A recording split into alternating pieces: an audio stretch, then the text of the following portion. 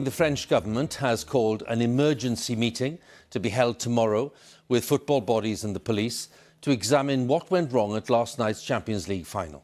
There were chaotic scenes before, during and after the match between Liverpool and Real Madrid, as Liverpool fans accused police of brutal and intimidating tactics. The UK Minister for Sport, Nadine Dorries, said that the images of what happened were deeply concerning, while the Mayor of Liverpool, who was at the game, described the conduct of the French police as completely unacceptable. The French authorities accused many Liverpool fans of turning up with fake tickets. Our correspondent Dan Johnson sent this report from Paris.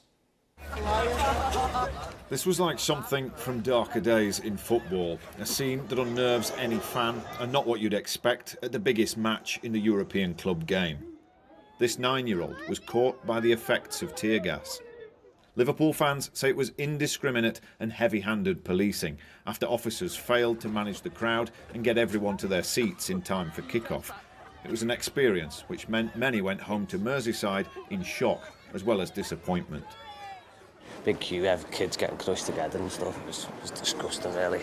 A young lad who I know who's 12, his dad's posted a message, they were gassed. He's 12. A few old people were getting tear gassed, we got tear gassed, there was a few kids panicking. We got into the stadium, me and my daughter, but it was quite intimidating, but other people we knew didn't get in who had tickets to get in. We got there about 2.5 hours before kick-off, and then going into one gate, they tried, about 1,000 of us trying to go through one gate that only had one turnstile open, so just mayhem. They were squashed up against the fences, all down the side. People were crying. Kids.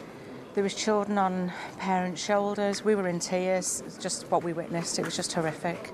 Liverpool fans have told us this was a narrow bottleneck created by the police, which stopped them reaching the turnstiles even though they were here in good time. So the pressure was on here. There were some people climbing the fence. It's not clear if they were actually Liverpool fans. But UEFA and the French authorities are sticking to their line that these problems were caused by thousands of Liverpool supporters turning up here with fake tickets. Even the friends and family of Liverpool players had trouble getting into the stadium. It's been a shambles, really. One of my mates who got a ticket off me got told he had a fake ticket, which I can assure you definitely wasn't a fake ticket when you get them off the club and you're not a player. So, to be honest, people were just making it up at times and obviously clearly panicking and things like that, tear gas getting thrown at people, which is unacceptable.